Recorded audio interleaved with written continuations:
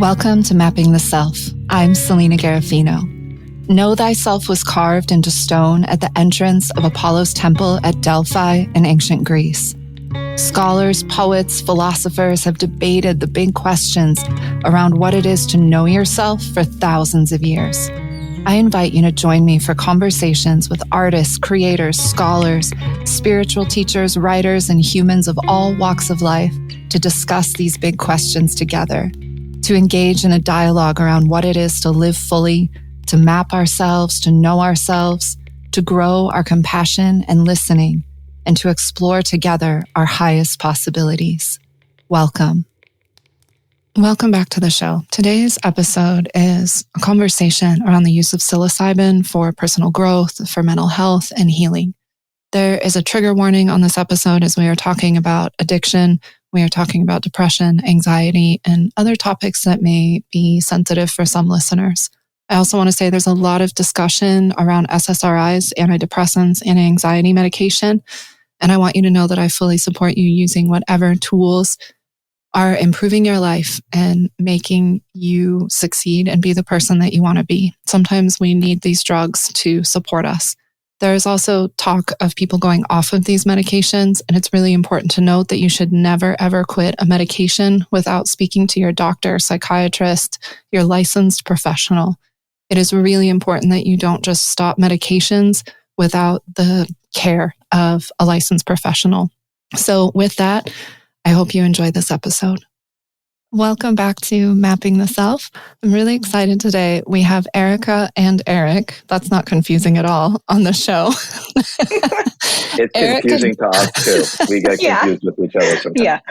You're like, am I talking to myself? Erika Day is an integrative life coach and plant medicine guide, and she works to help people heal from the root so they can live in their highest expression. And she is a partner with Eric, who is the founder of The Kind Teacher. He is not the kind teacher. Yes, thank you. Thank you. We were just discussing that before we started. I also think that's one of the most important things about plant medicine and what we're going to be talking about today is this idea of teacher. So do you want to wax poetic about that for a minute? So the idea is that there are plant teachers, but mushrooms are not plants. They're closer to humans.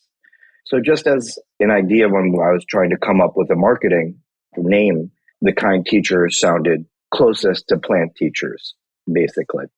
But what I was telling Selena beforehand was that I didn't realize that everybody would then assume that I wanted to be called the kind teacher.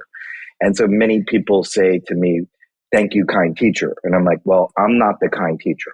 We are a conduit for people to have access to heal themselves. So it is not me personally. I don't think of myself that way. Erika does work with people directly, but I want to focus just on kind of getting high quality medicine to people so that they can do the work. They can work with Erika or whoever they feel most comfortable with if they want that, or directly with the medicine themselves, whatever works for them. So we don't have a thing of like you have to work with one of our people type of thing. You should be able to find what works best for you. And everybody's very different. Everybody's physiology is very different. It affects them differently on a day-to-day. It's adaptogenic, the mushrooms, so they don't have like a specific thing that they do. Because of the default mode network, it lowers people's anxiety levels, also like OCD, looping thoughts, rigid thinking, identity, etc., so that they can kind of get more towards the root cause. I think I've said enough. I'll let Erika speak. In case our listener doesn't know, because I didn't introduce the show in as much detail as I normally do, we're talking about psilocybin and plant medicine today. In case that wasn't clear, it's probably clear now. And I just want to say, I know this is a new topic for a lot of people. And my hope today is that the listener, if you're familiar already, but your familiarity ended at recreational use when you were a teenager, or if you're curious, but you've been afraid, that's kind of the people that I'm hoping we can address today. And if you're already someone who uses plant medicines, that you'll maybe get some gems as well today. So one of the first questions I ask everyone, and I think it's particularly interesting in this context, and I'm going to let you both answer separately, and I'll start with you, Erika, since Eric just spoke. It's a show about self-mastery, and I don't think there's any such thing as masters, which is kind of the irony of the fact that I ask people this question. There's, as Dres said in the last episode, just becoming a masterful student. But I think there's something very practical about mastery, like the 10,000 hour things, or mastering a task, or becoming a master at your artistry, or whatever it is. So I'd like to ask everyone, what is self-mastery to you? What does that mean? I think self-mastery to me really means moving forward with intention and purpose, and living from a place where I'm not acting out of reaction. So to me, self-mastery is really, there's an element of self-control and discipline. And I think that you can develop self-mastery in many different areas of life. For example, I look at like the physical, where you have self-mastery over the nutrition that you eat and how you move your body. You can have self-mastery in the mental, emotional, spiritual, relationships, financial. There's so many areas of life. And I think all of those require some level of self-control and discipline, and to really ask yourself, am I living from my triggers and my reactions, or am I pausing, having self-awareness, and bringing that to these areas of my life that I want to create self-mastery in? So while we're on that with you, how do you think that microdosing and you working with psilocybin in particular helps with that pathway and that description and definition of self-mastery? I think it helps tremendously. And one area is it can really bring to light triggers that people experience in their life. So if there is a trigger that is coming to their awareness, it typically means that maybe there is an unhealed wound there, something they need to examine, or even maybe it's a belief that is coming up against their own belief system, that rigidity and identity that Eric talked about. So it can be a really beautiful tool to really begin to focus on what is triggering you and controlling you, so you can move forward with more intention in your life and view these things in your life without the fear and rigidity of the default mode network. So that's what I've noticed a lot with people who work with psilocybin, is the triggers that they normally experience in their life. They're able to pause and actually make a choice in their reactions, which is a process of, to me, self-mastery. I agree 100%. I want to say for the listener, I have microdosed for quite a while now, and I work with psilocybin. And as someone who has in the past been diagnosed with complex post-traumatic stress disorder, that has been diagnosed with ADHD, and all the things that come with that, emotional reactivity and being triggered and all of the stuff that you're talking about, anxiety. For me, it's done exactly what you're speaking to. Like even when I first started with Eric, I was sending him voice notes just a couple weeks in, like, okay, like I got really anxious about, I was making a decision in my business. I'm going to talk about that today because Eric and I were just chatting about this morning. I guess now's a good time. I am someone who has always felt like I had to overachieve, and that's common with people with ADHD. Like we're often perfectionists. We were often, gifted children and in a bunch of gifted children programs. And I perform at a very high level. People think that people that have ADHD can't perform at high levels, and that's not true. We often have like 3 master's degrees and a PhD because we're also really good at hyper-focusing, right? And retaining information. But I've worked at a high level of pressure for a really long time. And my tendency is to take on too many tasks. And that's often coming out of a place of not enoughness and fear, right? Like, oh, I have to do this other thing to perform. I have to do this to be successful. And it's so deeply rooted. And I had just decided I was going to launch an app for my yoga programs and all my stuff. And I took my medicine that morning, and I'm in my truck driving to go teach a yoga class. And I'm in like a full panic, like a level of anxiety I had not felt in so long. And usually the medicine makes me feel less anxious. But as Eric said, it doesn't always do the same thing. And what it was doing today was being a voice of like, you're going to pay attention and you're going to not take on too much this time. And instead of doing what I normally do, which was plow ahead and sign the contract, I sat and I said, why am I feeling so anxious? And I just it was my own voice, but my internal voice was just like, you're doing it again. You just committed to resting. You just committed to trusting that you don't have to overly produce. And you are about to sign a contract that is going to put you under incredible duress and stress for the next 3 months. And the minute that I acknowledged that and I sent the text that I was going to cancel the app, peace, just total wave of peace. And I've now experienced that so many times with psilocybin, where it's made me alert to a habit that was a damaging habit, because not all habits are damaging. That's really, really beautiful. And I wonder too how that has changed, in a sense, just your overall well-being and your life and the trajectory of your life, because you really tuned in and were able to listen to your body instead of plowing ahead and choosing from a place of reactivity and that not enoughness space. So I wonder how that's really impacted your life as a whole. A pattern's a pattern for a reason. And I'm also a coach. And I tell my clients all the time, like, just because you're repeating a pattern doesn't mean you didn't do healing, doesn't mean that you're making a mistake. Like, that stuff doesn't go away. It just, like, if you're pushed hard enough and pushed in the right direction, your old habituations and conditionings will rise again. And I think it's important to recognize that and acknowledge that, and not to perceive yourself as broken or a project because of those repetitive patterns. But what does happen is we don't repeat them as often, right? Our threshold that where we get pushed to repeat a pattern grows. There's a bigger space between, to quote Viktor Frankl, right? So what I know is I have still made decisions to take on too much since that day, but it happens less often.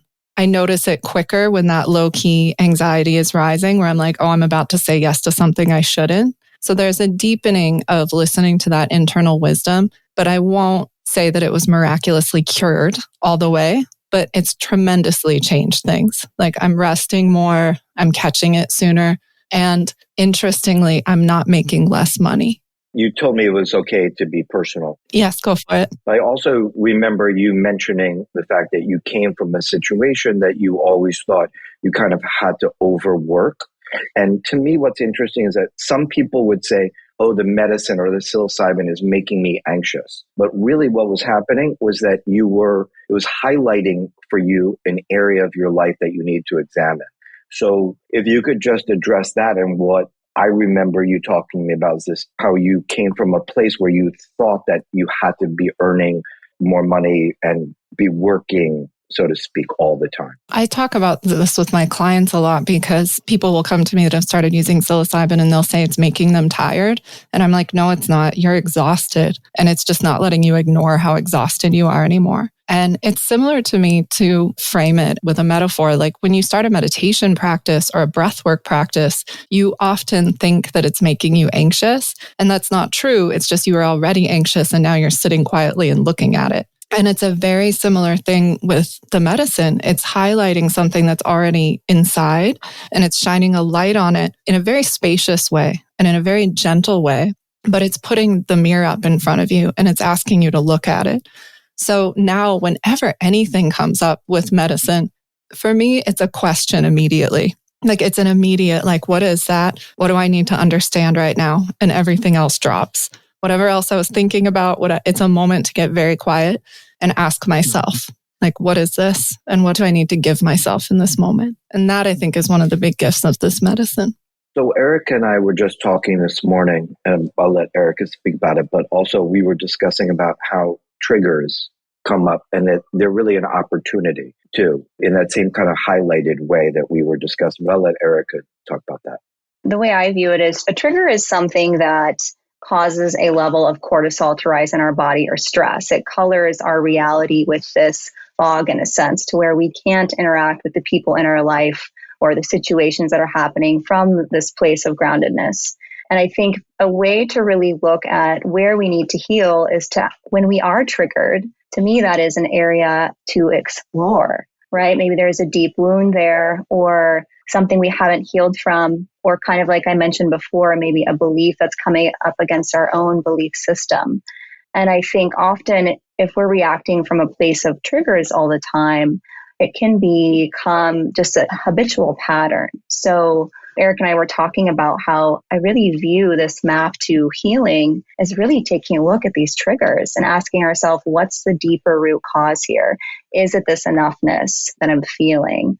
And really examining that, because that to me can really show you the way forward to your own healing and liberation. No, I think that we've, like, this so far has really gone right to the point, right? This is kind of what we are all called to do ultimately, is this work. And I think that for me, that's where, if you want to call it the light, that's where it kind of comes in, those cracks, starting to pause a little bit, take notice, feel where you're at, contemplate, is this working for me, etc. What is this highlighting? Which is why we are releasing a journal that you're involved in. A little self-promotion here.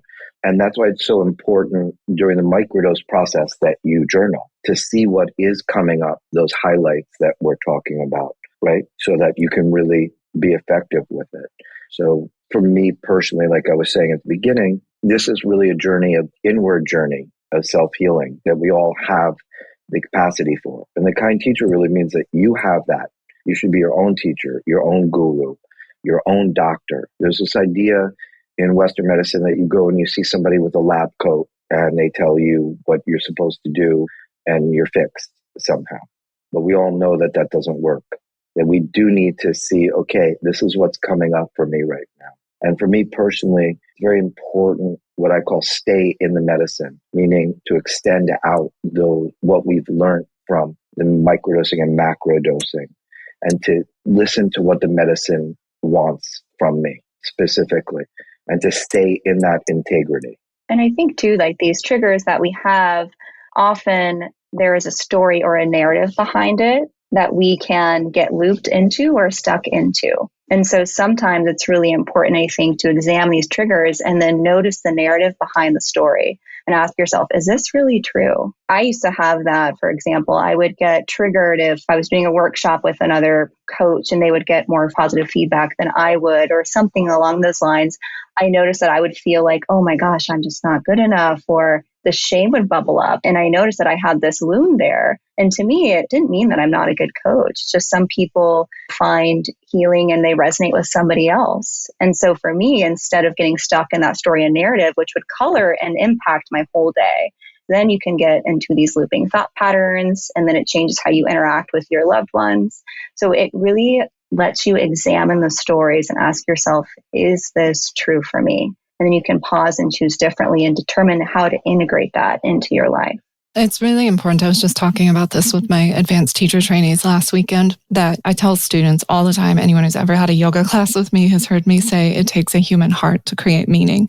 In the yoga tradition anyway, the universe is powerful, it's not moral. And it's the human heart that creates meaning.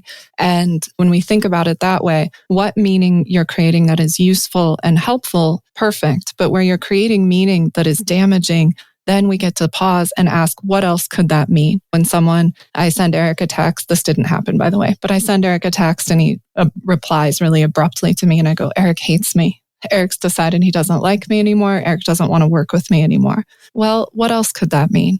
Instead of, and we don't always have to uncover. I think it's important to acknowledge we don't need to know when a wound happened. And any trauma therapist will tell you this, and I'm not a therapist and neither is Erika, but we're just saying, you don't have to know exactly the story in order to change meaning, change a thought pattern, change a behavior, and to move forward in a more thoughtful way. I think that's important to know. It very much is, because I think it's also about just looking at how is this impacting me in the present moment? How do I feel in my body? And then choosing a different way to move forward from there. How can I just make different choices right now that are going to help me to move forward in a way that I'm authoring my life and getting the desires of my heart? Because I'm going to say something so un-yogic. I'm big on desire. It's actually, that's not anti-yogic. It's anti some of the narratives in some of the world-renouncing yoga traditions. But in the Tantra lineages, desire is the first principle. It says in the Vedas that the first seed of mind was desire. And in Latin, the word desire means of the stars. The Latin root of the word desire, desidere. It means of the stars. So I think that there's something very potent in our desires that points us towards life purpose. And I bring this up because it's another thing I've gotten from working with the medicine, is it makes very clear your heart's desires. They start whispering a lot louder. I like that expression, starts whispering a lot louder. Yeah.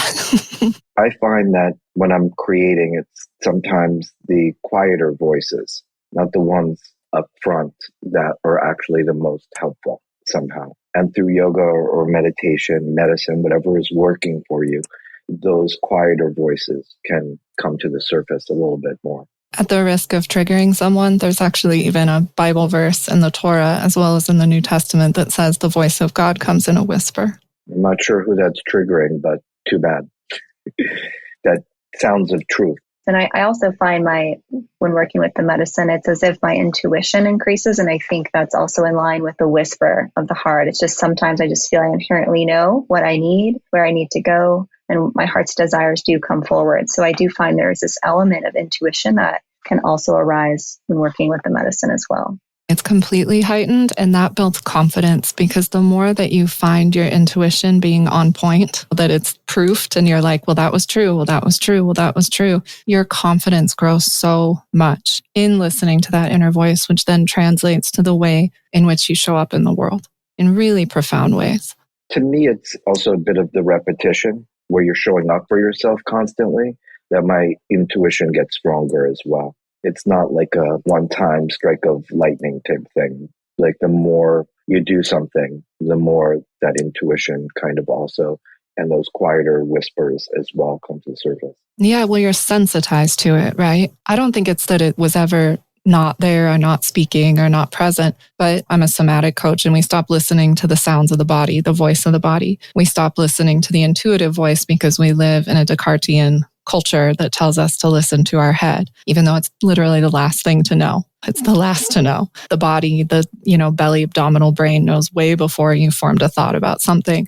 Peter Levine writes that you have started an action in the body like 300 milliseconds before a conscious thought has formed. So there's something more primitive, if you will, that's like underlying our experience. And I think it's just a matter of learning to attune to that. And the medicine supports something that's already there. So it can seem like it's louder, but it's actually just we've cleaned the debris away, the triggers and the habits. Eric and I were discussing this too, that the medicine doesn't have an agenda per se. So it's not like what came up for you, or if it's being honest. If it's something that you know, so you could call it your shadow self, unconscious mind, something that you kind of know that you need to do. Like even with the app, you knew that somewhere, but it got you more in tune with that too. So it's kind of like, to me, that's how I kind of view that as well. That again, like the agenda is not like, hey, you need to get rid of your roommate. If it's telling you that, it's because you know that on some level and you've been kind of ignoring it. So it's bringing that up in a gentle way. And that's why your story about the app is so beautiful, because that's exactly how you use the medicine. But a lot of people say, like, I don't want to have a bad experience too. This is another thing, right? Well, that's something that you kind of have to do sometimes. Not everything needs to be a Disney movie, and doesn't all have to be unicorns and etc. And that sometimes these so-called bad experiences really can be very helpful, not immediately, but clearing something out too. That's something that I also kind of think about from time to time with this. But again, just that doesn't have an agenda, meaning like it doesn't want to make you tired, because it's just telling you that you are overworked, overstressed, that you need to get some rest. It didn't like do that on it was adaptogenic. It was highlighting it for you specifically. It wasn't that strain was that way or anything else. That's what was needed. I have, quote, negative experiences every single time that I macrodose. Quotation marks, negative experiences. I welcome it. I'm expecting it. The entire time isn't like that. There's also moments of joy and love and all kinds of other things. But part of the entire reason that I do it every 3 to 6 months is to deal with stuff and to let things be unearthed. And the pain that comes up is there because it's rising to be integrated and harmonized. It's not because the medicine has an agenda and you're being tortured and it's showing you blah, blah, blah. You know, my yoga teacher always says, be grateful when the demons announce themselves. And I am. And I don't mean demons in the Judeo-Christian sense, but just like more of the yogic idea of a demon is just nihilistic and self-serving and set on instant gratification, and it has contrary interests to your best interest. That's all in a surah is, the demons. So he always says, be grateful when they announce themselves. And I am, because when it announces itself, I can integrate it, build a fence with it, or cut a deal with it, you know? And that's very helpful. And I go into every macrodose experience, not that I'm expecting pain to come up, but I just kind of know usually that it probably will. Like something's going to come up for me to deal with. Like Eric knows the last time I did my big dose right before I left for London, I had a really rough night. I mean, there was a lot of empty boxes of tissues. I ended up having to call my childhood best friend to talk to me for a while. Those of you that don't know, I lost a spouse 4 weeks after I was married about 10 years ago. That's how Elena and I met. He had a severe traumatic brain injury. He's in prison for attempted murder. And after the brain injury, he went completely crazy and violent. And it was a really traumatic period in my life. And as much processing as I've done around that in therapy, guess whose face showed up that night before I left for London? And that situation, because there was still pieces of it that needed to be contended with and harmonized. And part of what came out in that night, and I left Erika a message about this, is I get accused of being overly sensitive, of being too personal in my work. I use memoir as medicine, and people don't realize how little of me they're actually seeing, because I tell a story because I'm not you, I'm something like you, and I'm nothing but you. And when I share a personal story, it's because I know there's a thread of medicine in there for you too. And in the days leading up to that macrodose, I had a bunch of those accusations coming through, some really nasty like emails and Instagram messages, people that keyboard warriors, as they are known. And I was questioning myself so much. Like while I was on the medicine, I was just weeping to my friend. I was like, I tell too much of my own story. I'm too sensitive. I'm too personal and blah, blah, blah. Right? Well, guess what came out of it? I'm going to fast forward. But by the morning when I woke up after I'd slept and been through this whole thing, what I knew in the deepest part of myself is that sensitivity and that ability to storytell like that is my greatest offering, my greatest gift. It's the reason people get healing from me. And it's absolutely not something that I should be ashamed of in any way. And I have been so boldly speaking from that place ever since. That's a game changer. And I often find the things that bring us healing or expand us in our life, there's often an element of discomfort, of getting close to those feelings or things that we've repressed to get to the other side. So I'm really happy for you with how that has shifted for you. It's interesting because we were talking about this with triggers earlier, right? And to me, it's kind of this idea of like, even in the Bible, when they talk about the devil, it's not really the devil. It's more like an opponent or something that's coming up, right? It's more figuratively. And to me, I've just been thinking about that those situations arise to challenge us in an interesting way, to let the light in, not do those same reactions to them, because we're all going to have those situations too. And again, that pause that we're talking about, going back in, not just like that loud voice and overreacting immediately. So to me, yes, those stories are, yours is very specific, obviously, but it's kind of a universal thing. And we hear those same kind of challenges come up for people consistently. Not exactly, obviously, but like, you know what I mean? Yeah, their version. And it's just interesting to think of those challenges as really opportunities too, as some kind of healing or what we're ultimately here for. Otherwise, what are we doing? Oh, hey, guess what? I'm not just a podcast hostess. I'm also a yoga teacher, and I've had a yoga school for a long time, and I train teachers at the 200, 300, and 500 hour level, as well as offering continuing education online and around the world. If you have been dreaming of a yoga teacher training to help you deepen your practice or to bring your passion for yoga out into the world, if you want a yoga practice that is non-dogmatic, that is embracing, that teaches you how to teach all different kinds of bodies and human beings, and gives you a practice that will evolve with you as you evolve and grow, this just might be for you. I have not only live stream trainings and trainings in select locations around the world, but a 200-hour training that is self-paced, virtual, own forever, that you can start in the comfort of your own home whenever you wish. All of my programs are Yoga Alliance accredited. In addition to that, I offer global retreats. My very favorite is the Mythic Heart. It's embodied, moving mythology in the heart of Tuscany. I also offer a somatic embodiment retreat in Greece every year that is somatic movement and yoga called The Emergence. And this year, I'm hosting with my very good friend Marie in Uvita, Costa Rica at the end of February, and I would love to welcome you.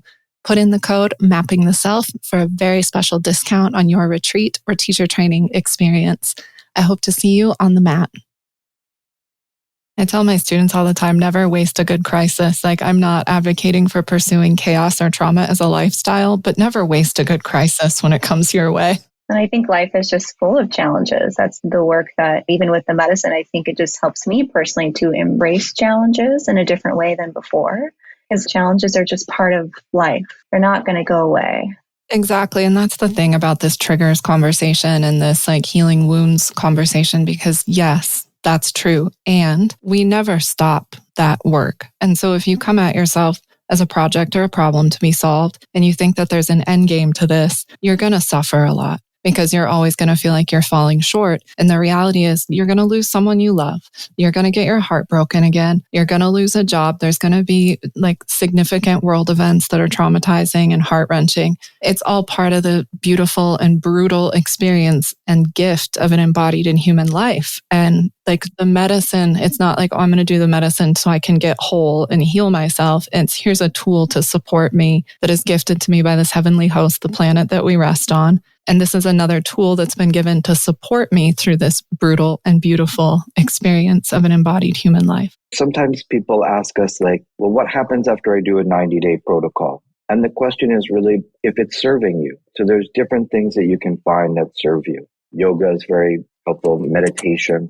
This is another tool. It doesn't mean that you have to do this forever. When it calls you to come back, you can. That there isn't, again, we see this as a tool like you're talking about to give you access to that unconscious or that to bring things to the surface to work on those opportunities too.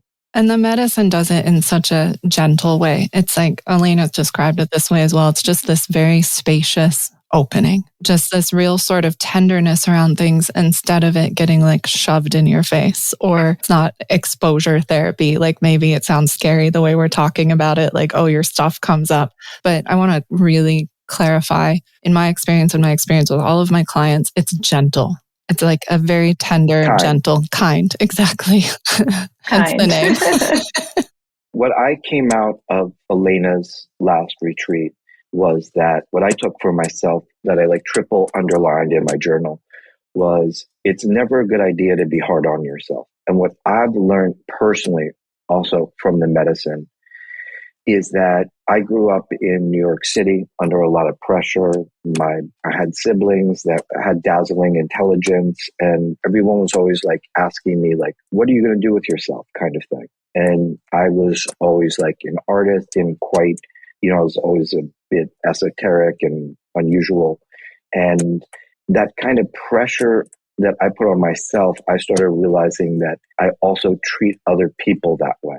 And that's never a good idea to be hard on yourself, ultimately. And that the kinder I am and gentler with myself, how that reflects out. And then people actually treat me that way as well.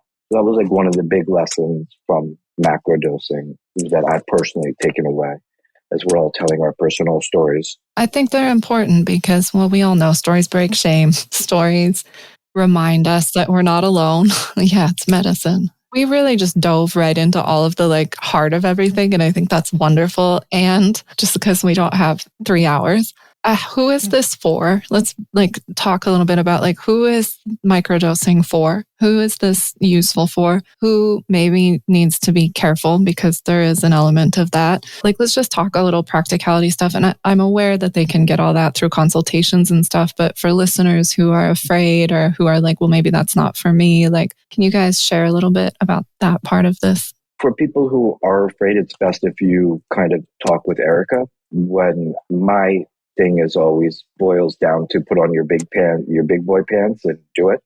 So I don't think that there's anybody that the only contraindication is supposedly for bipolar and for schizophrenia. But the truth of that is that what they are concerned about ultimately is that people will not understand the difference between reality and non-reality, and that this could somehow make them think that way. I personally don't believe that. If you are aware that you're bipolar and you want to do the work to heal it and you understand complications, so I think it's kind of on a personal level. And the interesting thing for me is that people are like, well, I have a very stressful job or I have a lot of anxiety. The same thing with yoga. It's like somebody saying to you, like, I'm not flexible, so I don't do yoga. So, well, that's why you should do yoga. So it really is just if it calls you. We don't push medicine on anybody. We actually turn down a lot of people if they're not thinking about it in the way that is like, some people kind of have this thing like, okay, you fix me. I pay you $100 and you fix me. Don't I know it? And it doesn't work like Yoga that. teacher, coach. Fix my life. I feel you. Right. So it's kind of like this idea that you go see a doctor and you say, I have heartburn. He says, okay, take 2 capsules and it goes away. It doesn't. this does everything that we were discussing. It's highlighting, bringing things to your awareness, etc. So if you're ready to do the work and it's calling you, then it's your time. But if it's not, don't. And there's ways to do it so that you can kind of like swim in the pool or the baby pool. And then, eventually we want you swimming in the ocean. So to get to that point, and to me, I look at it like a muscle or yoga or meditation. It's like the more you do it, the better it is for you, the kinder, more connected, etc. that you are. So who doesn't want that inward journey? And we live in this incredible time that we have access to this. So who is it for? Everybody when you're ready. Everybody, period. And if you're not, then it's not for you. I don't know. It's not calling you. No problem. We'll grow if we're supposed to grow. We're at the medicine service. So if your mentality is that you want to be fixed, it's not for you. This is a tool like you've decided. And if you're ready to do that, great.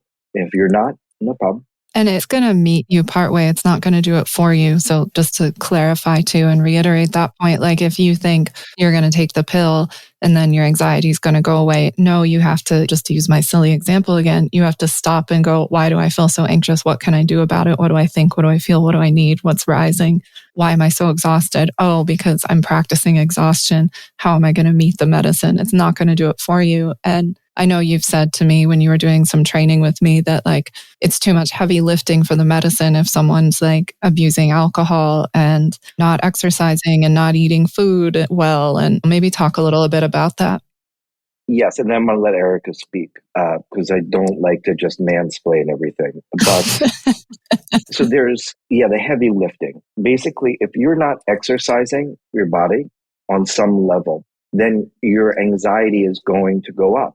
And so if you're looking at this to do all the work, like you just said, you kind of have to meet the medicine somewhere.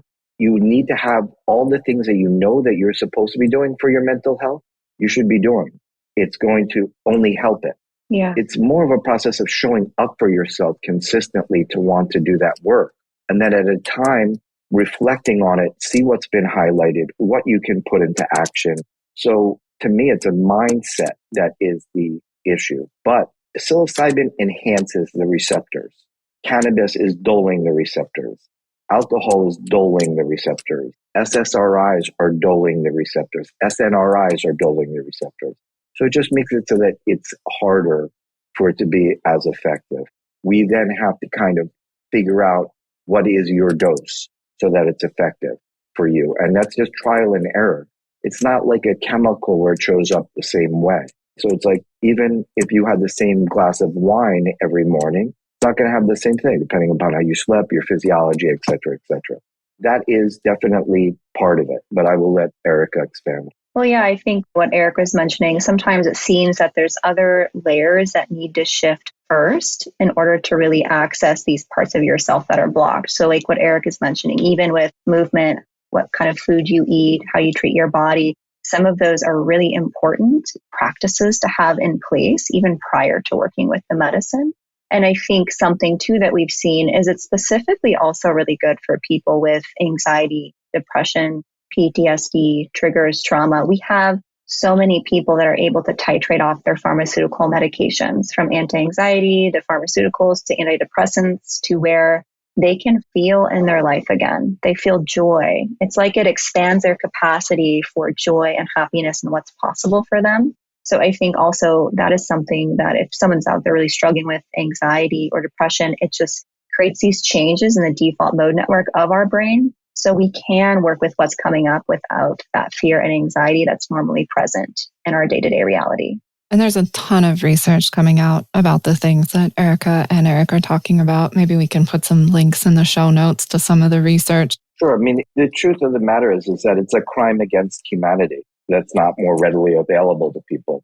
But I don't think anything is going to be able to stop it. I just wanted to add that what it will do is widen the things that you find pleasurable. Mm-hmm. So it's like if you want to start to exercise more, this potentially could increase what you enjoy. To me, addiction is the narrowing of what you find pleasurable. So this again is widening. Absolutely. It's making everything a little bit more, I like to say it's like spending a day with a loved one. Everything is just a little bit enhanced. a little bit nicer, gentler, a little more colorful, shinier, etc. And part of that is because it's allowing you to also feel difficult things. Because if you think about Inside Out, that kids movie that I make people watch a lot, her whole world goes gray when they try to put joy in charge of everything. When she eliminates sadness and anger and all the common human emotions, her world goes gray. And the more that you're not allowing yourself to feel painful things, it will dull your ability to feel joy. And there's an element with the medicine that the more, and this has been studied, that's why it's in the kids movie. All human emotions are valid. They're all meant to be experienced and fully expressed. And as the medicine opens you to experiencing more of your soma, that's your entire living organism of yourself, it's going to heighten joy and pleasure. In general, you're going to feel more. And that's such a gift. I think that's such a great point. I would say that in terms of the studies, the truth of the matter is I think that the medicine should call you. It should come to you that you want to do it. So the studies is also more just kind of like thinking. And we all know now there's a Stanford study. This is working for people, period. I can go over all the stories, but the testimonials are real, etc. Again, we don't need to push it on you. If it's calling you, great. And you're prepared to kind of do that work. But I will say, yes, it will widen what you will find enjoyable, pleasurable, etc. So that can be helpful if you're feeling a little bit stuck. Another thing that Eric and I are also trying to kind of work through is that to me, there's some kind of like sometimes flow in the body, kind of like a Chinese herbalism kind of approach. And to me, sometimes that there's people who are stuck or looping, kind of energetically that's happening. For me, I get called to do medicine on a macro level if I'm looping, if I'm stuck, if my ego is getting out of control, etc. That's when it's time for me to kind of ground down. But there is something too about, I would recommend people who are feeling a little bit stuck. There is a way with a macro dose to kind of go back to original factory settings, to reboot the computer. And that can also be kind of even thought patterns that are kind of stuck, that rigidity kind of just moves everything through. That's such a good explanation. I love that. That's exactly what it's like. It's like turning the computer off and restarting it. Closing the apps, going back to original factory setting, call it a fresh coat of powder, etc. And that can scare people a lot. So they can start off with something much easier and kind of build a relationship to the medicine. As we like to say, medicine makes people, again, kinder, better people in general. And so finding out that correct dosing I can be helpful for as feedback. Me personally, not as a coach. It's very effective to work with you or Erika, per se. I see my abilities as more kind of helping people figure out what that right flow is for them, of being kind of on-off dosage, protocol, etc. There's a few tricks that you can do, kind of like best practices type of thing, to kind of keep things flowing. And I think what's important too to note when someone is entering a macro dose, sometimes people will experience really a lot of negativity because they're resisting so hard the experience. So it's important to, one, take enough to where you're out of your mind and into your body and beyond, and then also have this element and mindset of letting go and being curious to see, let it show you what you need to be seen. Because often you get the experience that you need, not the experience that you want. So I think it's important to approach your macrodose with that mindset. Absolutely. And when you don't resist, I mean, I told you guys about a painful thing I experienced. If you don't resist it, it moves fairly quickly, that part of the macrodose experience. If you don't fight it and you let whatever emotion needs to process out of the depths of your being, if you let the tears come, if you let whatever it is, and you don't start trying to put a narrative on it and you just let it happen, it moves pretty quick. And the next thing you know, you're in that blanket of love and joy. And you're like, oh, wow, thank God that's gone. What we've also been talking about internally too is that identity is very strong in people. They don't like to let it go. When you do a macrodose, it's important that you take enough that we like to say it's like going to the ocean and only going to your knees. Go in and swim when you're ready. Because otherwise what happens is that identity and so on is still very attached. And that's when you kind of are, and when it feels like it's being dissolved, that's when the mind also starts to think it's like dying, so to speak, ego dissolution. You just want to make sure you're doing enough so that is what's happening. There have been people who talk to me who will say, like, I got on the phone and I started talking with people, et cetera, et cetera. And I was like, well, how much did you take? And they said, well, I took 1.5 grams. And I said, well, actually, we discussed 3.5 grams. For most people, is that amount where you kind of out of your head into the body and beyond, so that you can really experience it, swim in the ocean. Otherwise, you're going to get this in-between purgatory thing where you're trying to think your way out of it and calling people, etc., which is not really the inward journey that we're talking about. Right. I honestly don't know how I called my childhood best friend. I had warned her in advance I might need to call her, but I couldn't like handle the phone or anything. It was literally laying in the bed next to me because I took a very large dose. I took the whole packet Eric sent me. 5 grams. So I took the whole thing, and it wasn't like I was like chatting away. I probably wasn't making a lot of sense to her, frankly. I know at one point she was like, oh, you're laughing. You're not crying anymore. And I was like, oh, I'm still crying. I'm just also laughing. Well, that's part of your set and setting. And if that worked for you, then God bless you. Fantastic. I'm only just saying that, again, you just need to make sure that you take enough so that you can fully turn off that identity and that default mode network a little bit to really experience, like we've been discussing, to kind of let the medicine do what it's supposed to do. And Erika likes to say, and she heard it somewhere, it's a round trip ticket. My favorite mantra. I learned that from my medicine woman in Peru. It's like, you're coming back. It's a round trip ticket. Yeah. And I'm like, you're right. Okay, I'm going to enjoy this journey. Yeah. Let it happen. Surrender, as you're talking about, that same kind of thing. All of us here are there to support you, and we see greatness in you. And the point of it is for you to be great, not for it to be easy. Right. Spinoza, right? The great philosopher said that excellent things are rare and difficult, but not everything difficult is excellent. But all excellent things are difficult and rare. So if you want excellence, and I'm not talking about perfectionism, but excellence in your life and in your heart and in your mind and your relationships, there's going to be difficulty there. We're going to have to remember that quote. That's a great one. That's a great one. Thank you for that. Yeah, I can send it to you. Got to go on our feed, our Instagram page. You know what's so wonderful too about the macrodosing thing is, for me, for like 6 months, stuff is reduced. My anxiety is lower. My joy is bigger. It's a round trip ticket, but it's a round trip ticket where you come back with a tan from a tropical island. Yeah, there's lasting effects. And I think people continue to integrate their experiences even for years to come from their macro doses. It's kind of the gift that keeps on giving. Yeah.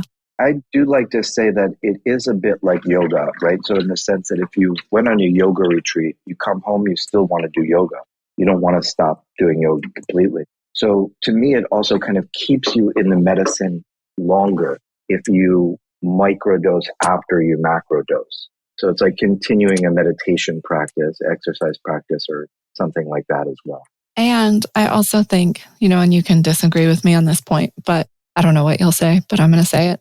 I think it's important not to all the time in our lives be chasing, quotation marks, peak experiences. Like a human life is a peak experience. It's already mystical and beautiful. And sometimes I've met people, and I don't know the right languaging to use around this, but it becomes the only time that they're okay is this constant pursuit of out of the mundane reality, beautiful reality of life. And Appa, my Indian lineage teacher, Douglas, asked him once, Appa, what happens when you touch Ekam Twa, the oneness? And he said, you get up the next day, but you're newly empowered in the way in which you operate in the world. I love that. The great thing about psilocybin is that it's not addictive because it will stop to work if you try to abuse it too often. So that's one of the beauties of it as well. Yes, if you're looking for a peak experience, that's not really what this is about. I agree. I wanted you to address it because I get questions about that a lot. Anybody can, again, we're not gatekeepers for the medicine. We're kind of conduits for it. So if you're looking for that peak experience, great, but that's not what we're focused on. We're really focused on kind of that healing, that inward journey. If you want to have that peak experience, we're probably not the right people, but there's many ways that you can figure that out for yourself, I'm sure. Yeah. We don't require that you do it like that. I just mentioned it because there's people that look at this and they're like, oh, it's a drug. It's recreational drugs. It's something people do There's to party. Right? There's a lot of stigma around that. And that's kind of why I brought it up. Well, that's why we call it medicine. And I actually, when people have consultations and they want to tell me their story about what they did in college, I always stop them because it's really apples and oranges. What you do recreationally is different than intentionally wanting to kind of heal yourself and go on that journey. It's very uninteresting for me personally to hear about your experience in college recreationally. And what you do with your time that way is not really of interest, to me at least. And so if you're seeing this as a drug, then this is probably not for you. Yeah. There's other things that you can find on that kind of level. When people say, well, in college I did a drug, LSD or whatever, that has nothing to do with this whatsoever. I mean, they're both psychedelics, but they're very different things. And also like the set and setting is really important. And that also involves like intention of letting the medicine do its thing to help you. It wants to help you. There was somebody that is a quadriplegic that we were working with, and he was talking to me, and I found this just kind of fascinating, that when he does macro doses, that his limbs that are paralyzed start to shake. And to me, that was more the fact that it's trying to get them to work. That's why he was kind of experiencing it that way. So to me, I always feel like when you're kind of in those peak or macro experiences, medicine ultimately is trying to help you as best as it can. That's why it's important that you're set and setting an intention or whatever, or set so that it can kind of do that, what it's supposed to do. And will tell you what you need, that you need to experience. What I was talking about earlier about for myself personally and how I treated myself, etc. When I was in the medicine, I really remembered being in this elevator in New York City, and I was a little kid. Some woman kept on asking me if I wanted to be a doctor and what I wanted to do with my life. I think I was like barely out of my diapers or whatever. And I was just like, what is she talking to me about? I'm a child still. It came up for me about how that pressure that I experienced growing up in that environment. So that's how it kind of came to me to examine. And so if you're looking at that as some kind of drug or peak experience, great. Now, if your thing is going to a Grateful Dead concert and that experience being part of your set and setting, then marvelous. Have at it. I encourage it. Same if for you being out in nature is great. You want your own playlist, please do. Whatever is working for you. Again, if yoga isn't working for you any longer for whatever reason, do something else. Go mountain biking and then come back to yoga or not.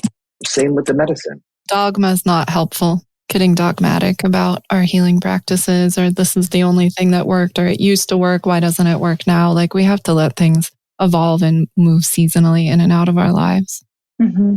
For sure. You know, I think also when people are used to SSRIs or those doling things, they have a very similar effect because they're a chemical. So it's going to affect you in a similar way. But when it's adaptogenic, it's not. So your experience that we were talking about, people need to get some rest because they're exhausted. That's an adaptogenic experience that's being brought up, as opposed to we're going to dull this experience so that you don't sink too low. To me, SSRIs, SNRIs, which are very heavily prescribed, are really there so that people realize that there's kind of a bottom, so that they don't feel like they're just going to spiral forever into depression. And I was on them briefly after I had a divorce, and I just thought that there was going to be no end to my depression. And it was just nice for a little while at that time to know that there was a floor for me. That's a really interesting way of talking about SSRIs. I've been on them as well. I was a teenager when I was on them. It was a long time ago, but you're saying that and I can totally resonate with that experience. And I don't think it should be a long-term thing personally, but at that exact moment, it was very helpful for me. Yeah, I want to be really clear. We're not telling you that you're choosing a lower path or that you're making bad choices if SSRIs or whatever are helping you. Like, none of us are, again, evangelizing anything. I'm going to speak for all of us. And we're not telling you that you're a bad person or anything if that is helpful to you and it's useful. No, if it's useful for you, great. But again, this is about heightening, enhancing your experience, bringing more joy, less stress.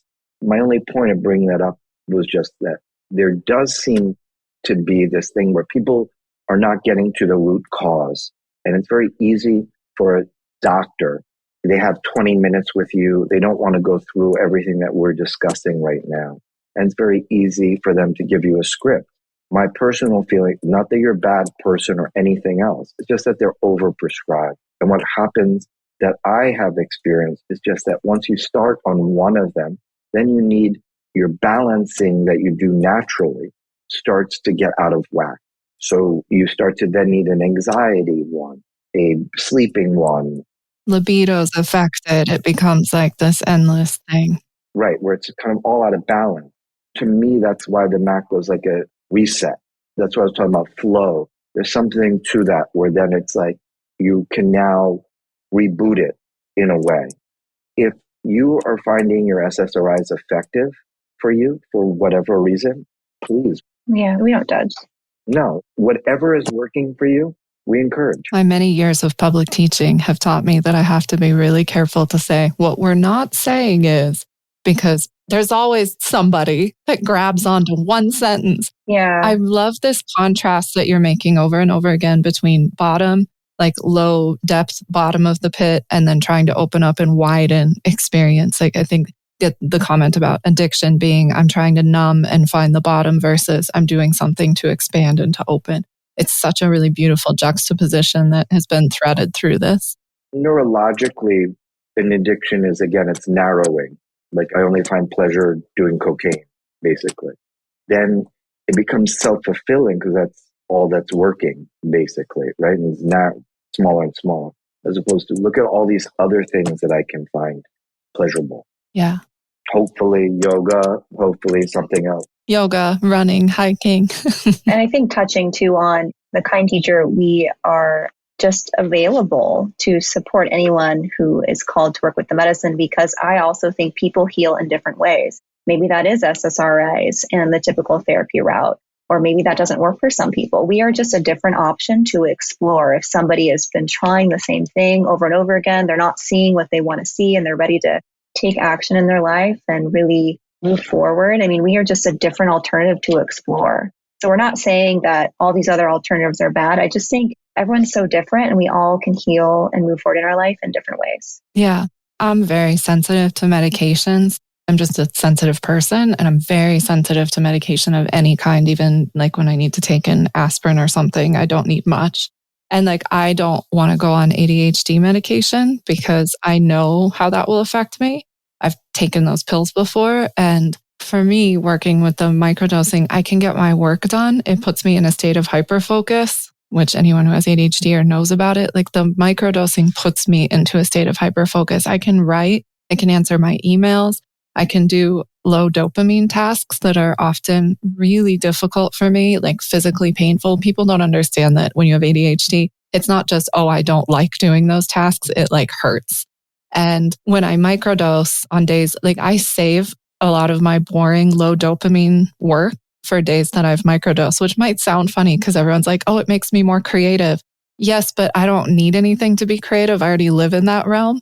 It helps me do low dopamine tasks, like answer emails and build website things and do stuff that otherwise is really frustrating for me because of the spaciousness, because of the clarity, and because of that expanded state that you're talking about. Again, I know that ADHD medication works really well for a lot of people. It doesn't for me. This does. Mm-hmm. There's lots of alternatives out there. We are one. It is interesting that some people think, oh, I want to start this after this specific stressful period that's happening in my life. Again, it's a little bit like I was saying with yoga. If you're not flexible, it's a good time to start yoga. It's that same thing that somehow people get that a little confused sometimes, which is that it's stressful, so I shouldn't begin. It should help with that. It should help with, like you're talking about, that focus too on low dopamine. I love that. So there isn't necessarily like a good time to think through it, to be like, now is the time that I can do this. That's not how life works, because you're always going to have another reason why you can't. So true. You know, it's like waiting to start your diet until after the holidays because there's no point. Or whatever, like, oh, I'm going to start eating healthy, but there's no point in adding vegetables now because I'm also going to eat pie. No, add the vegetable. add it now. It doesn't mean you can't have the pie, but Incorporate it now. you may as well start doing something good now to support yourself and be a little more optimal. Because I don't even like to talk about stuff as good and bad, especially in terms of food and stuff. As someone who has had in the past body dysmorphia and was in the modeling world and stuff, like I don't talk about good and bad food or clean food, quotation marks. Like, what does that even mean? It's ridiculous. But what I do talk about is optimal and suboptimal. It's just a spectrum of like, is this thing making me more or less optimal today? Which is such a kinder and more tender way to look at it. And the medicine can make things more optimal. It can in so many different ways. Erika, you look like you're bubbling with thoughts. Lay something on us about anything because we're running out of time. I don't want to keep you guys too long, but I just know you're so brilliant. You're so sweet. Well, just something I was thinking about too, even in terms of nutrition, the way I kind of view nutrition and something that can help clients potentially is our cells are constantly regenerating and our cells need certain macronutrients and micronutrients in order to build themselves in proper and function properly. So that's how I kind of view nutrition is from like this molecular level. So our cells need to rebuild. They need nutrients and vitamins to build our cell walls so we can move in our body and our energy can flow better. So I think it's just such an important element too, even just with microdosing and how we move in the world, is to make sure that we're feeding our body with nutrients that literally are building our cells, which make up who we are. Mm-hmm. When you were talking about that, that was a thought that just popped in my mind. There's so many interesting studies and so much research that has been done that it actually has even more to do with the way that you think and the way that you are when you're eating than what you're eating. Like Italy is one of the healthiest populations on the planet, and they eat pasta twice a day and they drink red wine at lunch and at dinner. And by American standards, they're making choices that are very unhealthy by like the way we talk about stuff now, and they outlive us and they're happier. It's very complicated. Like everything you're saying is true, molecular biology and all that stuff. And then there's all the complicated stuff about our somas and our social support. Yes, the environments we're in, what society we live in. Right. Like, why do people drink wine in France and Italy and it's not harmful to them? And you do a study on Americans drinking the same amount of wine and they're dying of alcohol related stuff because there's other factors. There's more to it than that. Oh, yeah. And anytime I've traveled to Europe too, the food is so clean. The quality of their food is very different compared to what's presented in the US. So there's just so much involved with all of those pieces. Exactly. There's so many factors like physical health and mental health and stuff. You know, they've done studies on addiction. They followed a population from Vietnam War vets who were on heroin when they came back, and they followed them for like 20 some years in a longitudinal study. And the people that stayed or became heroin addicts were people that lacked social support. The people that came back that had strong social support and love surrounding them stopped using heroin pretty much immediately without treatment. And I'm exaggerating a bit for the brevity of the podcast, but it's really interesting. Like social support is so important for our health. And I'm mentioning that because with the medicine also, like I feel like it's important that you have relationships that you're nourishing as well.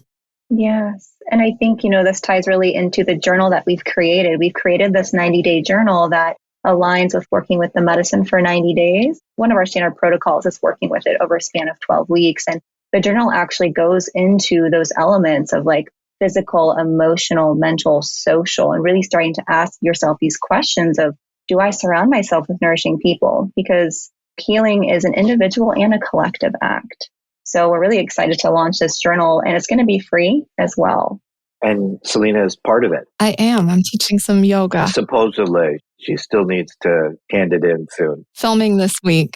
Okay. I just got back from a 6-month teaching tour in Europe and the UK and filming on Friday for them, a yoga class. I've actually already prepped it and I'm very excited about it. Thank you. Thank you for that. We're honored. Well, I don't want to keep you guys because we could talk and talk and talk. There's so much to say. We could talk for hours. I know. I'm like, we didn't get to like half the things. We'll just bring you back. How about that? In a few months, we'll just do a follow-up episode. Beautiful. We would love that. If you have questions about microdosing and macrodosing, there's a ton of resources on The Kind Teacher. I'll put links to everything in the show notes, as well as Erika's contact information, her website or whatnot.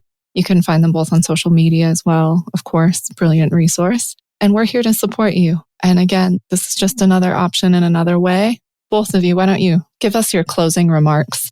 Yeah, I think for me, if you feel called to work with the medicine, we're here for support. If you even just want to talk with us about how this could work for you, we have so many resources available to support people in their journey. And we believe you are the medicine. So you have everything inside of you to heal and change your life. It's not the medicine. It's not the coach. It's not the program. It's how you personally integrate it into your life and move forward. So I totally believe in empowering the individual to create change in their own life because you are magic. And that's why these guys are here, by the way, because if any of you have ever taken yoga with me, you know this is what I say all the time. Yoga can't save you. I know lots of assholes that do a lot of yoga. A lot of cults have been started by a lot of assholes who do yoga. That is amazing, Selena. Because the tool's the tool. I mean, I've met some assholes who use psilocybin. The tool is the tool. You have to meet it part way. You have to show up, as we said. Like, you got to show up. And that's the invitation. It's like, you are the medicine. You're your best healer. And you have within you all of these infinite resources. And we're just people offering some tools to you. Eric. I am not going to be able to outdo that. That was perfect. And my headphones are dying. So Okay. I just wanted to say that I am really grateful to have met you. Same.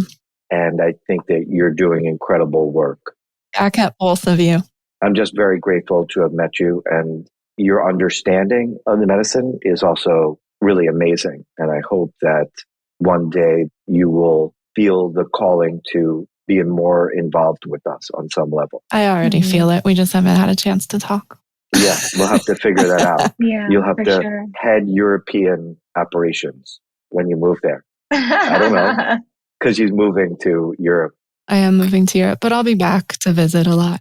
Erika, Eric, thank you so much. I'm just so honored. I'm so glad you guys were here, and we will do this again soon. Thank you so much, Selena. Thank you so much.